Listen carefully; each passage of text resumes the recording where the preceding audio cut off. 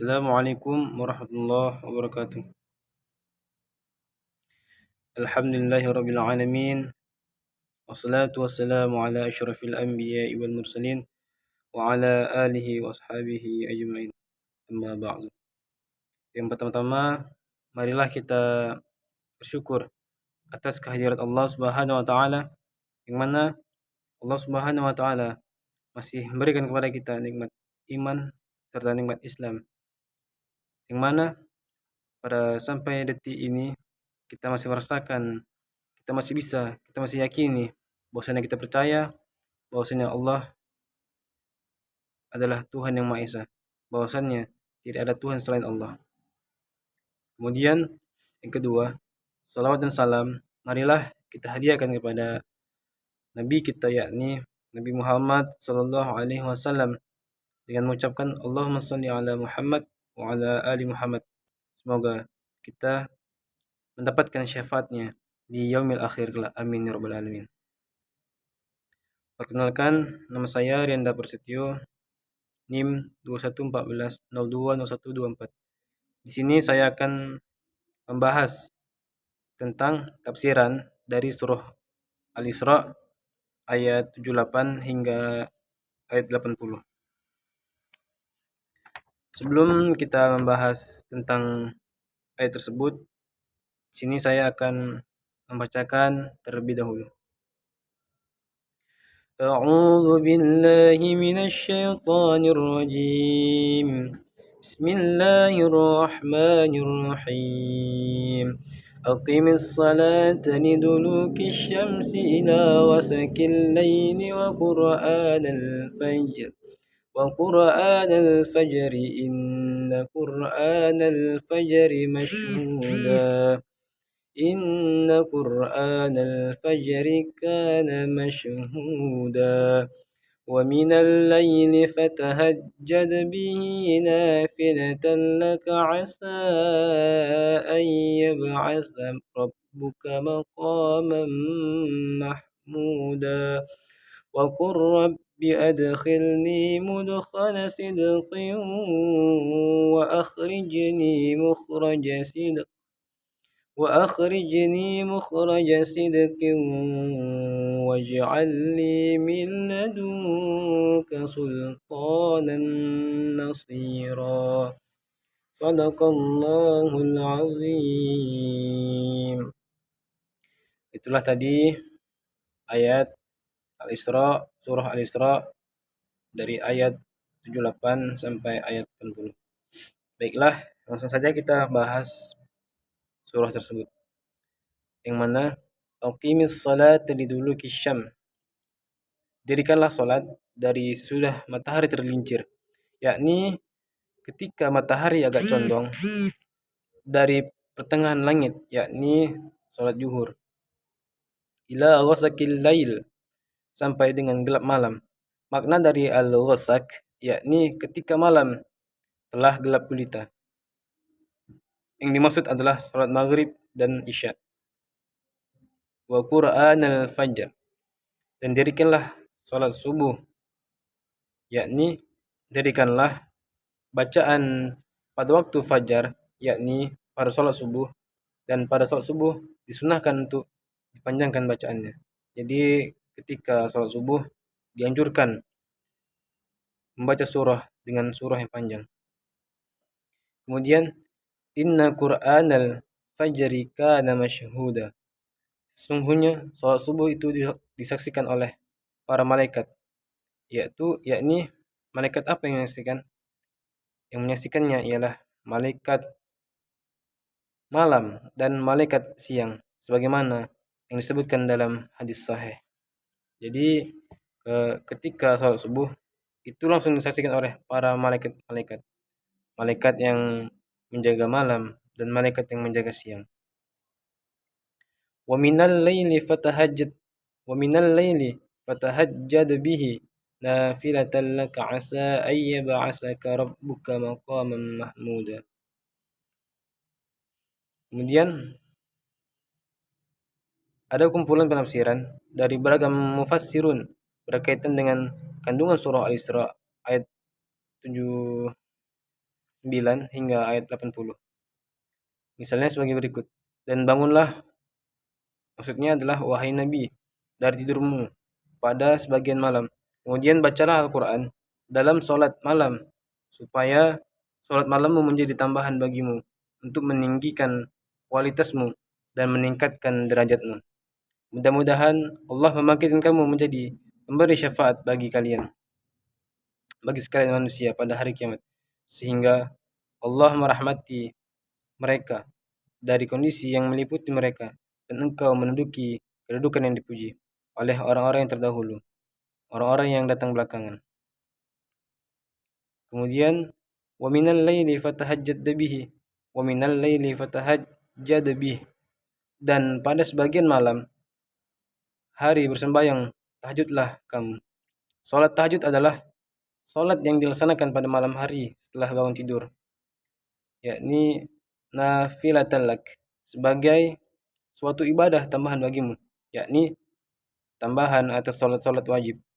Terdapat pendapat mengatakan bahwa salat tahajud wajib dilakukan oleh Rasulullah dan sunnah bagi umatnya. Dan pendapat ini menyelisih ayat ini secara tekstual. Kemudian asa ayyab'asaka rabbuka maqaman mahmuda. Mudah-mudahan Tuhanmu mengangkat kamu ke tempat yang terpuji, yakni kedudukan yang dimiliki Rasulullah untuk memberi syafaat di hari kiamat bagi manusia, agar Allah mengistirahatkan mereka dari kesusahan mereka, sehingga orang-orang di padang mahsyar memberi pujian bagi kedudukan tersebut, dan di tangan Rasulullah terdapat bendera pujian.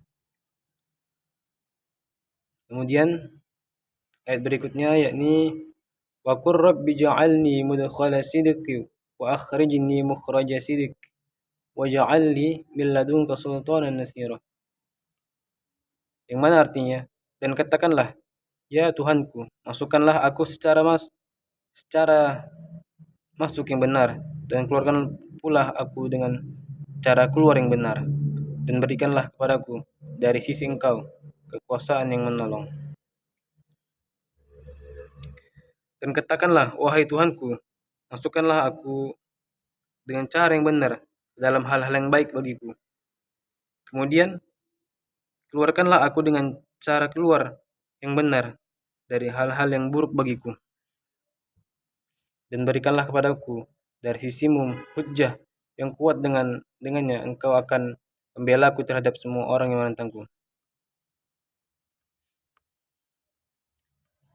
Maksudnya,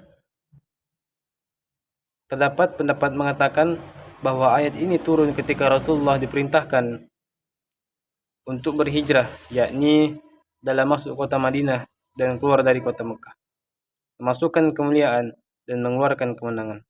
Waj'alni min ladunka sultanan nasira, dan berikanlah kepadaku dari sisi engkau kekuasaan yang menolong, yakni hujjah yang kuat atau alasan yang kuat, yang dengannya engkau menolongku atas orang-orang yang menyelisihiku. Pendapat lain mengatakan bahwa Rasulullah SAW diperintahkan untuk meminta Tuhannya kekuasaan dan negara yang kuat, menjadikannya disegani agar dapat meninggikan dan menolong agama. Maka Allah menjadikan baginya negara di Madinah. Kemudian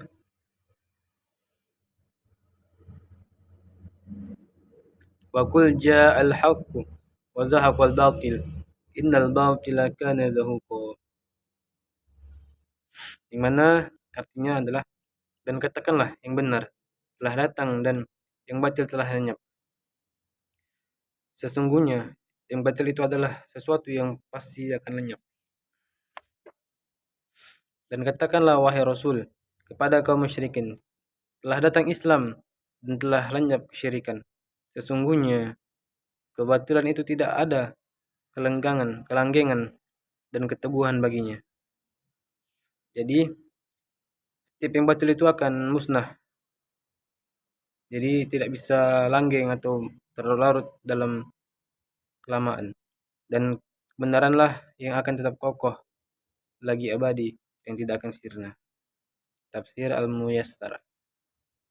Kemudian dalam tafsir Al-Mukhtasar dijelaskan bahwasanya, dan katakanlah kepada orang-orang musyrik itu, wahai Rasul, Islam telah datang, kemenangan yang Allah janjikan telah tiba, kekafiran dan kesyirikan yang telah lenyap, karena sungguh kebatilan pasti akan lenyap dan sirna, akan hancur bila berhadapan dengan kebenaran.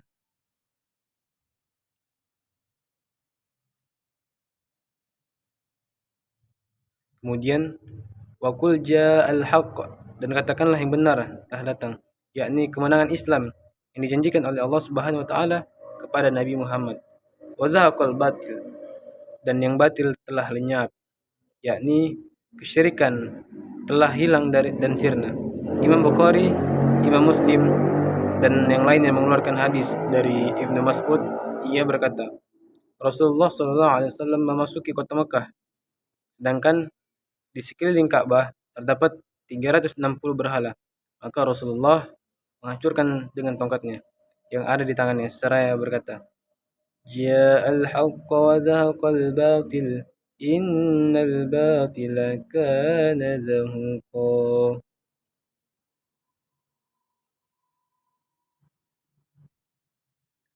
Yang mana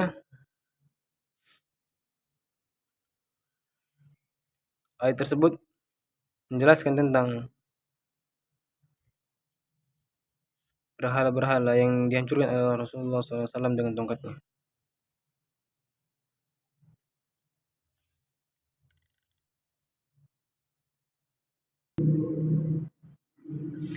Dalam tafsiran Ibnu Katsir, Ismail bin Umar Al-Quraisy bin Katsir, Allah Subhanahu wa taala memerintahkan kepada Rasulnya untuk mengerjakan salat-salat fardu dalam waktu siang, dalam waktunya masing-masing. Dirikanlah salat dari sesudah matahari tergelincir. Aqimis salata liduluki syamsi ila ghasaqil lail. Menurut suatu pendapat, yang dimaksud dengan duluki syamsi ialah tenggelamnya matahari. Menurut Ibnu Mas'ud, Mujahid dan Ibnu Zaid. Hashim telah meriwayatkan dari Mughirah, dari Asy-Sya'bi, dari Ibnu Abbas bahwasannya yang dimaksud dengan duluki syams ialah sesudah matahari tergelincir dari pertengahan langit. Nafi meriwayatkan pendapat ini dari Ibnu Umar dan Malik di dalam tafsirnya, meriwayatkan dari Az-Zuhri dan dari Ibnu Umar. Hal yang sama telah dikatakan oleh Abu Barzah Al-Aslami, yang juga merupakan riwayat lain dari Ibnu Mas'ud dan Mujahid. Di antara dalil-dalil yang mendukung pendapat ini ialah sebuah hadis yang diriwayatkan oleh Ibnu Humaid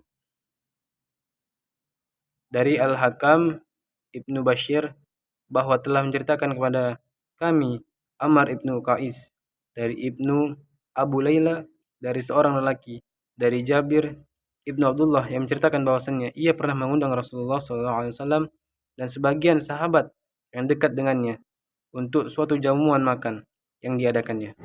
Mereka selesai dari jamuan makan saat matahari tergelincir. Lalu Rasulullah SAW keluar dan bersabda, Hai Abu Bakar, keluarlah. Ini adalah salat matahari. Ini adalah saat matahari baru tergelincir. Kemudian Ibnu Jarir meriwayatkannya melalui Sahal Ibnu Bakar dari Abu Wana dari Al-Aswad Ibnu Qais dari Nabi Al-Anazi dari Jabir dan dari Rasulullah SAW dengan lafaz yang semisal.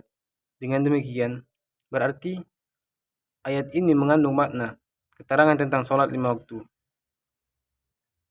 Dan firman Allah Subhanahu wa taala mengatakan, dari sesudah matahari tergelincir sampai gelap malam. Yang dimaksud dengan ghasaqil lail ialah gelapnya malam hari, dan menurut pendapat lain artinya terbenamnya matahari. Dapat disimpulkan dari makna ayat ini waktu lohor, asar, maghrib serta isya. Mungkin hanya inilah yang dapat saya sampaikan pada kesempatan kali ini. Apabila ada kata-kata yang salah, saya mohon maaf dan saya akhiri. Assalamualaikum warahmatullahi wabarakatuh.